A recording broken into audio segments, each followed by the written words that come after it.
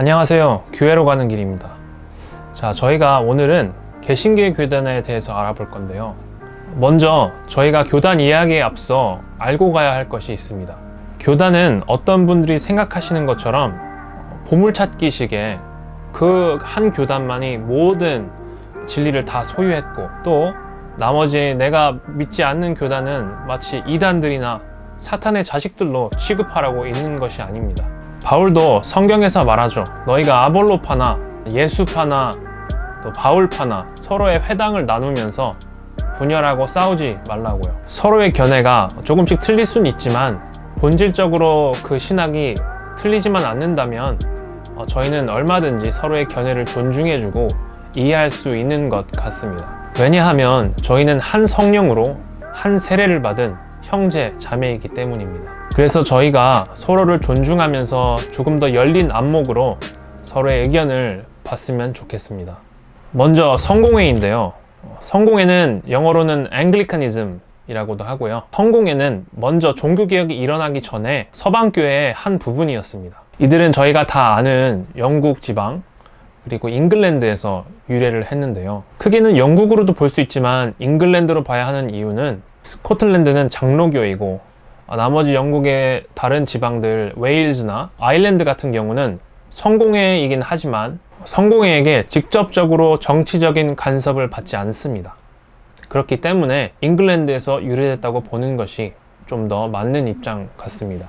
이 성공회는 훗날 다른 개신교들을 많이 파생시키는데요. 그 중에는 감리교나 침례교 등이 있습니다. 종교개혁이 일어날 당시 영국에서는 종교개혁에 참여할 건지 또 가톨릭의 편에 설 것인지 많이 고민을 했습니다. 결국엔 영국이 가톨릭과 이렇게 결별을 하는데요. 가톨릭이 이혼을 금지시켰다는 것에 의미를 둘 수 있습니다. 왜냐하면 당시에 영국 국왕인 헨리 8세가 자신의 아내인 캐서린과 이혼을 하고 새로운 여자와 다시 결혼을 하고 싶었기 때문입니다.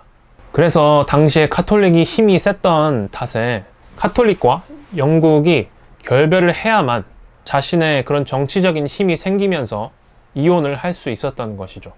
물론 영국이 카톨릭과 결별을 하면서 생겼던 여러 가지 이유 중에 다른 것들도 있습니다.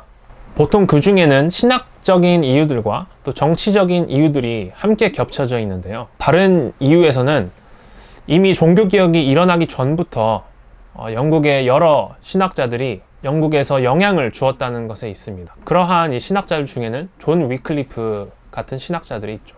그러다가 이제 루터가 종교개혁을 일으키면서 영국에서 그러한 계기를 마련하게 해준 것이죠. 성공회는 가톨릭과 동방 정교회와 더불어 세계적으로 세 번째로 가장 큰 교단입니다. 그리고 이 성공회가 한국에도 들어와서 대한성공회로 자리 잡게 된 것이죠.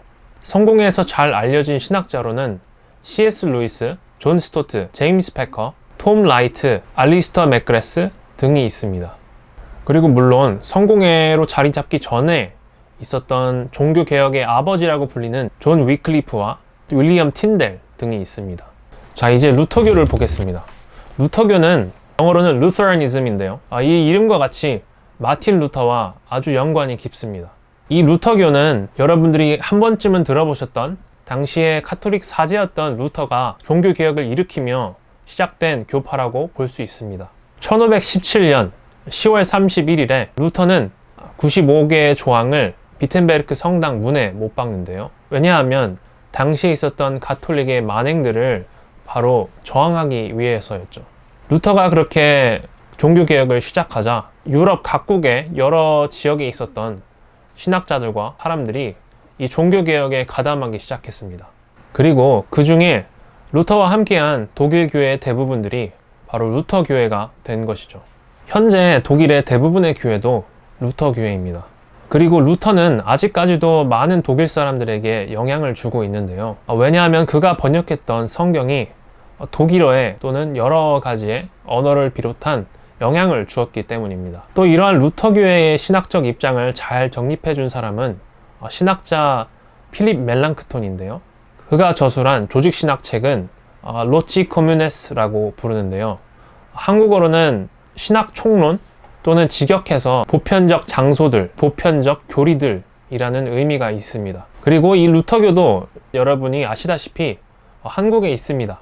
한국에는 장로교가 크다 보니까 루터교가 많이 생소할 수도 있는데요. 그러나 이 루터교는 종교개혁 정신에 있어서 아주 중요한 역할을 하는 교단입니다. 이 루터교에서 잘 알려진 신학자로는 마틴 루터, 필립 멜랑크톤, 디트리크 보네퍼, 루돌프 불트만, 판넨베르크, 폴 틸리히 등이 있습니다. 이제 장로교에 대해서 보겠습니다. 장로교는 영어로는 Presbyterianism이라고 부르는데요. 직접적으로 본다면 16세기의 종교개혁자이자 신학자이자 목회자였던 존 녹스와 연관이 있고요. 또 간접적으로 본다면 존 녹스가 배웠던 스위스 종교개혁자였던 칼빈과 관련이 깊습니다. 개혁주의랑 장로교는 조금 차이를 볼 수도 있는데요. 어떤 분들은 이 둘을 혼선해서 생각하시는 분들도 있습니다. 그러나 개혁주의 전통에는 칼빈뿐 아니라 다른 신학자들도 있고 그 중에는 유명한 찌빙글이라는 신학자도 있습니다. 그래서 장로교를 볼 때는 저희가 개혁주의 전통이라고도 할 수 있겠지만 조금 더 세밀하게 말한다면 칼빈의 신학적 견해를 반영한 교단이라고 볼 수 있습니다. 또 개혁주의가 장로교뿐만이 아니라 침례교에도 개혁주의 침례교가 있고요. 또 네덜란드에 가면 네덜란드 개혁주의 교회가 됩니다. 개혁주의 전통 안에 있는 신학적 노선들에 대해서는 그 다른 점들을 다음번에 다른 에피소드에서 또 다뤄보도록 하겠습니다. 자, 어쨌든 이 16세기의 존 녹스가 스위스 제네바로 가서 그 당시 유명했던 종교개혁자 존 칼빈에게 많은 것들을 배워가는데요. 그 중에는 이제 종교개혁 신학과 교회 정치에 대한 것도 많이 배워갑니다. 그래서 이 존 녹스가 다시 그것을 배운 다음에 자기의 고향인 스코틀랜드로 돌아가서 이 종교개혁의 정신을 스코틀랜드에서 이어갑니다. 그래서 제네바에서 칼빈에게 배웠던 그 종교개혁 정신을 이 스코틀랜드 교회와 또 그 복음을 전할 때 전반적인 신학적 토대로 마련해서 이어갑니다. 그는 스코틀랜드에서 사역하면서 이런 기도를 하나님께 바치는데요. 저에게 스코틀랜드를 주던지 아니면 죽음을 주십시오 라고 하나님께 기도합니다. 여기서 보면 얼마나 그가 스코틀랜드 자신의 고향을 사랑했는지 여러분도 아시겠죠? 그렇게 해서 존 녹스를 통해 1560년쯤부터 장로교가 스코틀랜드에서 점점 자리 잡혀 가기 시작했습니다. 존 녹스가 시작했던 장로교의 정신이 세계 여러 각국으로 흩어지는데요. 한국에도 그것이 들어와서 한국의 가장 큰 장로교회가 됐습니다. 이 장로교 전통에서 잘 알려진 신학자로는 존 녹스, R.C. 스프로우, 팀 켈러, 찰스 하치, 비비 와필드, 유진 피터슨, 그리고 현대 조직 신학자인 케빈 베누저 등이 있습니다. 그리고 한국에서 유명하신 장로교 목사님들은 사랑의 교회의 고 옥하는 목사님과 분당 우리교회의 이찬수 목사님이 있습니다. 자, 이제 감리교에 대해서 보겠습니다. 감리교는 영어로는 메서디즘인데요. 감리교는 사실 성공회에서 유래했습니다. 18세기의 성공의 사제였던 존 웨슬리와 그의 동생인 찰스 웨슬리, 그리고 그들이 주도했던 옥스포드 대학교의 홀리클럽을 통해서 이 감리교회가 기원이 됐는데요. 그 당시에는 옥스포드 홀리클럽에 유명한 설교가인 조지 휘필드도 있었습니다. 그리고 많은 분들이 잘 모르실 것 같은데 존 웨슬리는 감리교 목사가 아니었고 성공회 사제였습니다. 이 성공회와 감리교는 아주 깊은 연관관계를 가진다고 생각할 수 있습니다. 감리교는 처음에 감리교 자체의 교단으로 시작한 것이 아니라 성공회 내에 있던 부흥운동을 통해서 시작이 됐습니다.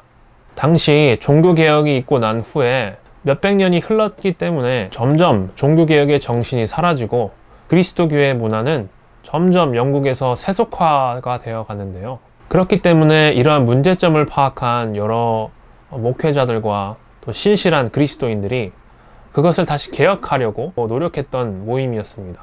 이 감리교는 영어의 메소디즘, 이 메소드에서 볼 수 있듯이 방법과 체계적이란 뜻이 깊은 만큼 홀리클럽에 있던 존 웨슬리와 여러 친구들이 신앙생활을 체계적이고 계속적으로 깊게 이어가려는 마음이 있었습니다. 성경과 기도, 금식과 같은 것이 감리교의 뿌리와 굉장히 연관이 있고요. 또 구제 활동이나 사람들에게 선행을 베푸는 것, 성화에 대해서도 아주 관련이 깊습니다. 당시 존 웨슬리는 새벽 4시부터 일어나서 4시간 동안 기도를 하고 그리고 훗날 8시간까지도 기도했다고 합니다. 그러면서 존 웨슬리는 4시간 이상 기도하지 않는 그리스도인은 좋은 신앙이 아니다 라고까지 말을 했습니다. 그리고 그는 자신을 따르던 여러 목회자들과 동료들에게 매주 하루나 이틀 동안 계속 금식 기도를 하라고 권장할 정도였습니다. 그래서 이 메소디스트, 체계적인 사람들이라는 뜻이 그들이 사실 시작했던 것이 아니라 당시 옥스포드에서 학교를 다녔던 다른 학생들이 그 홀리클럽이라는 모임을 보고 별명을 붙여준 것이죠. 그래서 이 감리교라는 이름이 생기게 된 것입니다. 사실 처음 이들은 성공회를 분리시켜서 나와서 따로 교단을 만들고 싶진 않았습니다. 존 웨슬리도 성공회 사제였기 때문에 계속 성공회 안에서 이 부흥운동을 이어가기 원했죠. 당시 성공회와 또 감리교에 있었던 여러 신학적인 차이점을 사람들이 인식을 하고 마침내 존 웨슬리가 죽게 되면서 이제 분리가 된 것이죠. 감리교에서 가장 잘 알려진 목회자와 신학자로는 앞에 말했다시피 존 웨슬리, 찰스 웨슬리, 조지 휘필드, 현대 신학자로는 리처드 헤이즈와 스탠리 하워즈 등이 있습니다. 한국에는 선한 목자 교회의 유기성 목사님이 있습니다. 이제 침례교에 대해서 보겠습니다. 침례교는 영어로는 Baptist입니다. 이름과 같이 이 침례와 관련이 깊은데요.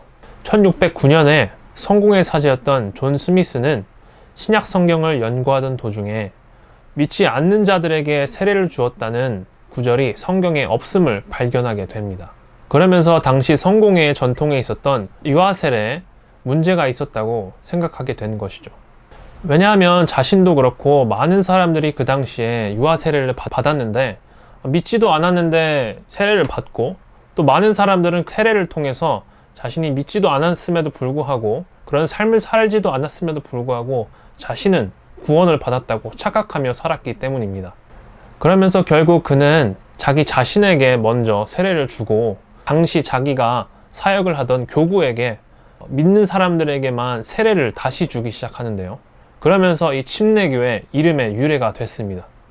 당시 이것이 굉장히 파격적이고 당시 성공회의 교회의 권위에 대한 저항으로 보였기 때문에 많은 논란이 되었고 또 이것은 박해로 이어졌습니다.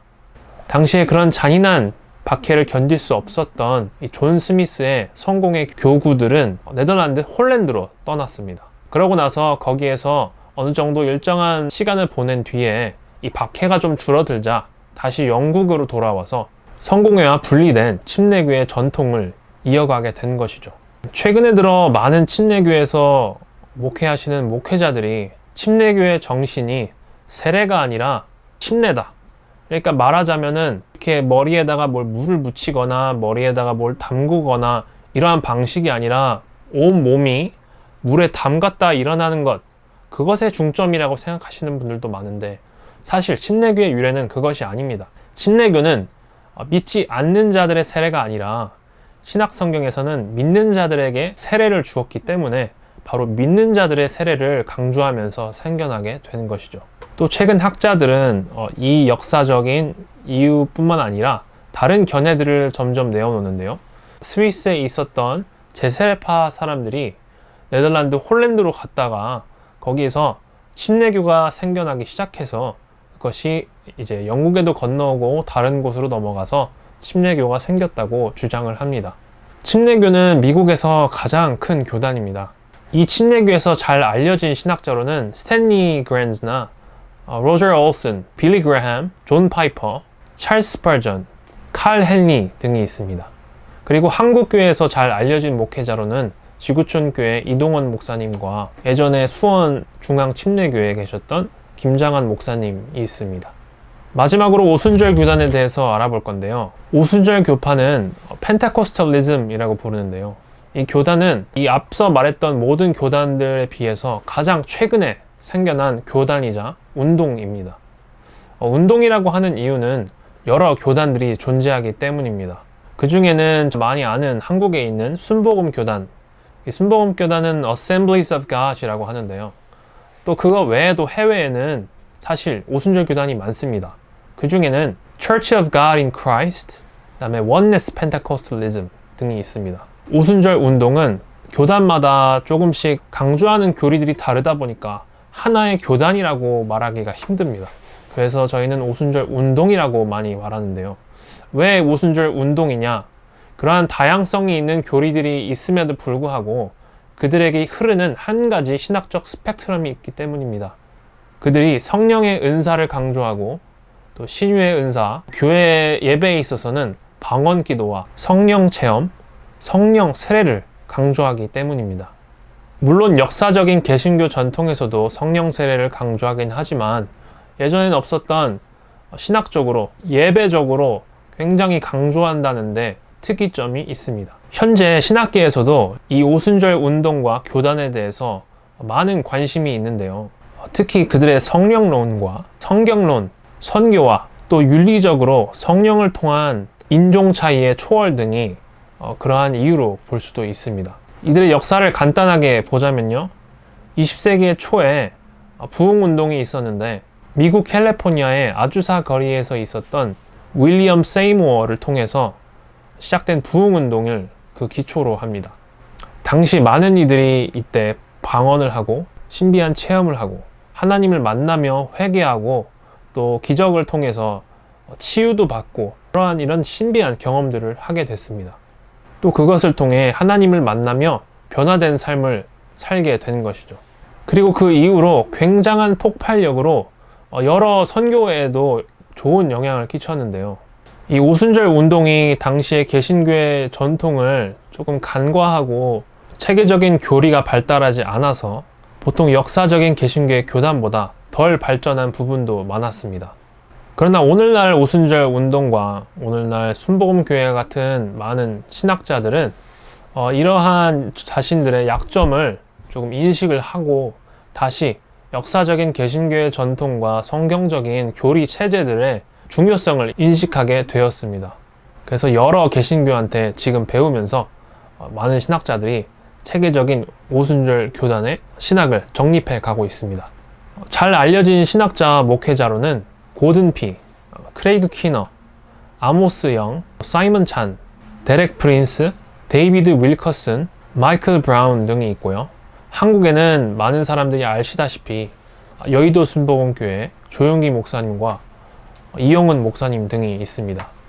자, 이렇게 많은 교단에 대해서 배워보셨는데 어떠셨나요? 되게 많죠? 근데 이제 좀 들어보시니까 틀이 잡히시나요? 물론 이 외에도 개신교 내에 많은 교단들이 있지만 한국에 가장 잘 알려진 교단들 위주로 얘기해 봤습니다.